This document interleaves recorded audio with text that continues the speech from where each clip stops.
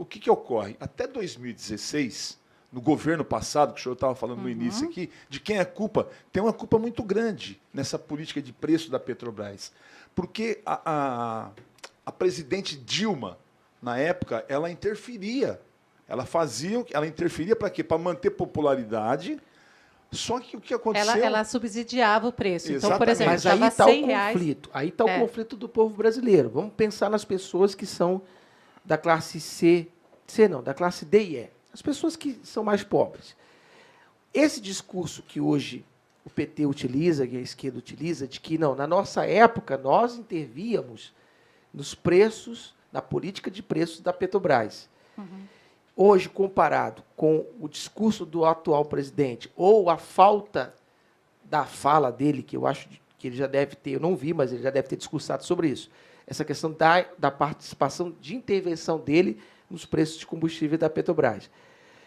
Essa luta que faz as pessoas que estão em casa, que não têm o conhecimento da parte econômica, porque não tiveram estudo, acesso a isso, ou que não acompanham o cenário político através das mídias e tudo o que tem, porque brasileiro, infelizmente, a gente tem essa memória muito curta mesmo, mas como as pessoas elas estão sendo hoje, ouvindo hoje, sofrendo na pele o preço abusivo dos combustíveis, e ouvem do outro lado o ex-governo, ou o PT, pessoal do PT, que vem hoje discursando maravilhosamente bem disso, falando, ó, quantas vezes a nossa presidenta, eu já até vi vídeos mostrando, fazendo comparações, em que, na época dela, o dólar estava num preço, havia uma inflação maior, mas a gasolina estava menor. Quer dizer, mostrando descompasso e uma falta da atuação do governo hoje. Mas quebrou a Petrobras. Mas é isso que a gente tem que entender. Mas é porque ela tirava do bolso, né? Em 2006, a Petrobras tinha uma dívida de 96 bilhões. Isso você não vai ouvir em outro lugar, tá, gente? 96 então, bilhões atenção, tá? de dívida. Então, o que foi preciso fazer em 2007, quando já era outro presidente, que era o Temer? Porque aí, lá foi votado o quê? O teto de gasto, porque o país estava quebrado, não se podia gastar mais. E a Petrobras quebrada, não tinha política de preço, estava bagunçado. O que fazer com tanto prejuízo? Veio o Lava Jato, porque teve muita roubalheira, corrupção, destruir a Petrobras. E a política e a interferência. Então, essa dívida que ela tinha, precisou fazer um PPI, que é um programa de paridade internacional. Foi aonde casou com o dólar. Então, a partir dali, tudo que movimenta a Petrobras, a política de preço, é baseado no dólar. Aí fala assim, mas vem cá, mas o dólar esses dias caiu e a gasolina subiu. Mas o problema é que o barril do dólar subiu. Esse foi Michel Temer, né? Michel Temer que fez... ele trouxe a paridade do preço da gasolina atrelado ao dólar e ao petróleo. Posso dar um exemplo bem popular? Deixa eu só comentar essa parte do petróleo. O que é importante a pessoa que está em casa entender? Poxa, é tão difícil já a gente ficar sujeito à variação do dólar e agora a gente está também sujeito à variação do petróleo, porque são coisas distintas. Petróleo é um commodities, né, que ele é uma mercadoria, que ela tem o mesmo preço em toda parte do mundo. Por isso que todo dia a Bolsa de Valores vai dar lá, o barril do petróleo hoje está 97, chegou a quase 140. 149. 149. Essa variação compõe o preço aqui para a gente, porque a opção a nossa política de preços, adotada pelo Michel Temer, ela fez a paridade. A da Dilma, não. A Dilma fazia o seguinte, quanto está lá fora? Está 100. Só que eu quero deixar o meu povo satisfeito aqui, porque eles não vão pagar 100, o equivalente ao proporcional a 100. Aqui eu quero que mantenha sempre com 60. Então, essa diferença de 40, a Dilma pegava, tirava do bolso, mas não o bolso dela, o nosso bolso, e subsidiava o custo. Mas isso não funciona, não tem como se fazer mais isso. Exatamente. Por quê? Já caiu? Se tratar de uma empresa de capital aberto e internacional, lá fora eles olham e falam assim, não vamos levar a gasolina lá para o Brasil. Porque eles são birutas. E o Brasil, não vamos levar para lá porque eles vão interferir e vão vender para outros lugares do mundo. E aí é onde o Brasil não é autossuficiente para poder manter... O Brasil seria autossuficiente, pois não é, Porque o que acontece de novo? Volta no tempo, volta na história, na formação da Petrobras. Petrobras, ela criou toda a sua estrutura para fazer o refinamento de petróleo para o petróleo leve. Quando a Petrobras, enfim, agora, em 2007, ela conseguiu a exploração do pré-sal, descobriu o pré-sal. Vai lá nas camadas mais profundas, encontrou o pré-sal. Vamos explorar, então, porque ela tem condições para isso. Tem pessoal técnico qualificado, altamente qualificado, a Petrobras, tem toda essa expertise, essa ciência para fazer, foi lá e localizou o pré-sal. Chegou lá, começou, bom, vamos furar e vamos ver o que tem aqui embaixo. Quando o petróleo surgiu ali, é um petróleo pesado. A Petrobras faz o ano que vem 70 anos. Então, ao longo de décadas, ela se preparou para quê? Para o petróleo leve, para o refinamento de petróleo leve. Quando a gente encontra uma bacia gigantesca que vai suprir toda a necessidade que a gente tem, o que acontece? Não dá para refinar aqui. Aí ela pega e vai exportar esse petróleo para refinamento lá fora, porque tem essa condição de fazer, e depois ela vai importar novamente. Ela importa os derivados. Nós falamos agora há pouco do potássio, né? Mas vai demorar 5 anos. Sim. O pré-sal, eu era deputado federal em 2010. Quando nós votamos, foi uma guerra para poder fazer essa exploração também do pré-sal no Brasil. Sim, e lá em 2010, com a grande discussão, nós conseguimos aprovar, e hoje o pré-sal é vamos dizer assim, um grande potencial que o país tem.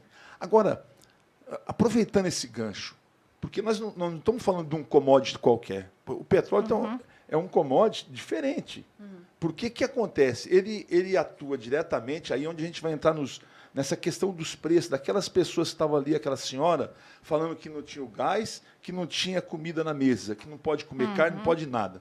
Por se tratar de um commodity principal, ele é essencial na geração de energia, da logística do país.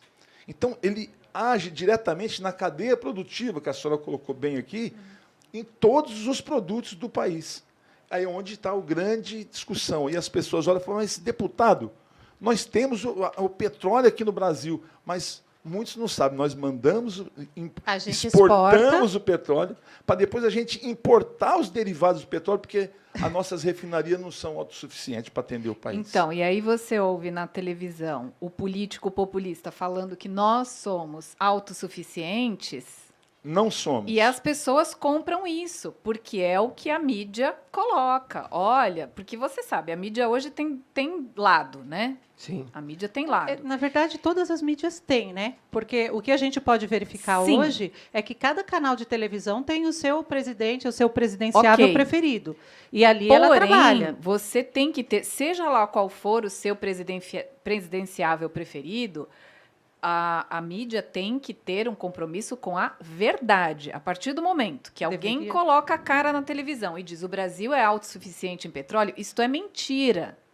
Não interessa qual é o seu candidato preferido. Isto não é verdade e isto tem que ser colocado da forma que a gente poderia ser um compromisso. O problema é a politização da informação. Exatamente, de uma questão que ela é para ser discutida em todos os níveis. Porque e aí entra aquela questão, mas e o governo de hoje?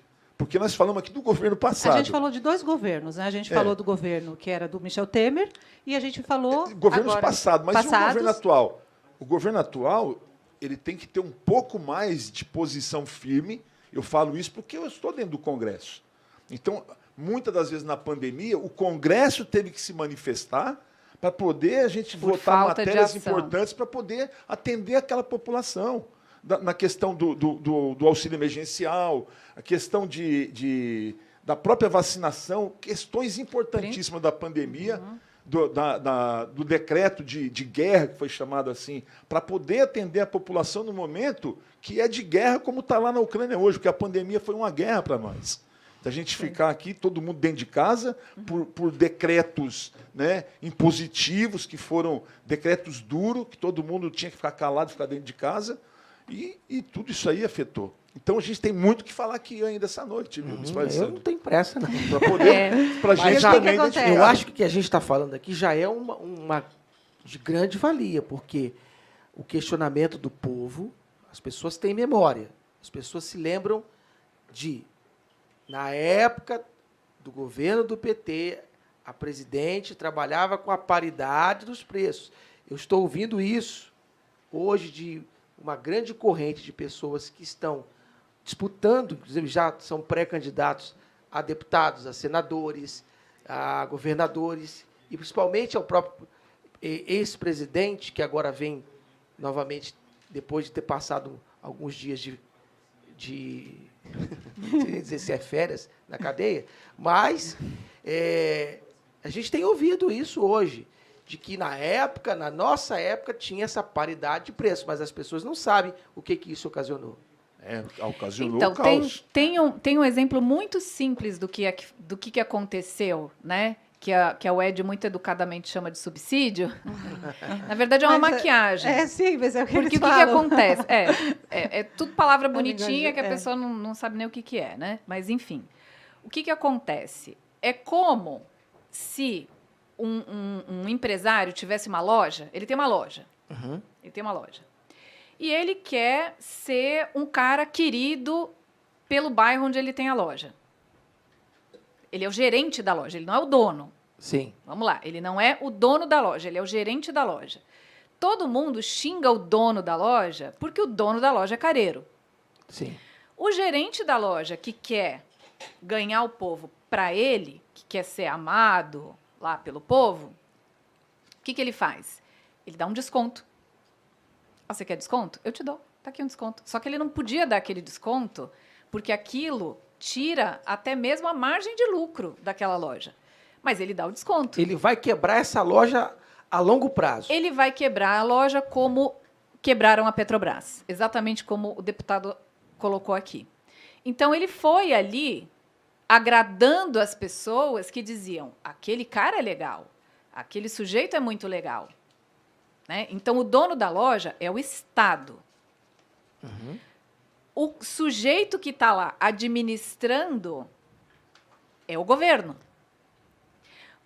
Este governo irresponsável do cara que dá desconto quando não pode, né, que quer agradar a população, seja lá pela razão que ele queira, geralmente por benefício próprio, né, ele quebrou aquela loja. Ele quebrou o Estado.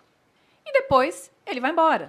Porque ele fica ali um período limitado de tempo. Isso aí é muito interessante, Patrícia. Então, aí você faz o que depois com a loja? Os funcionários da loja Precisam do salário. não vão ter. Quebrou. Vão para a rua. Desemprego. As famílias deles. Desemprego. Vai gerar o desemprego. Aquele desemprego vai se somar ao desemprego de outras pessoas onde aconteceu a mesma coisa. Má administração, gastou o que não tinha. Ah, não tem dinheiro não? Vamos pegar um crédito. Não é isso que o governo faz? Vamos pegar um crédito. E quem vai pagar esse crédito? Nós todos vamos pagar.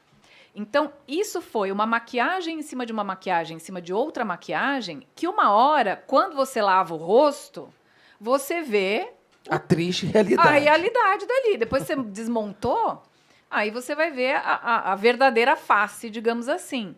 Então, é isso que a gente tem que entender, né?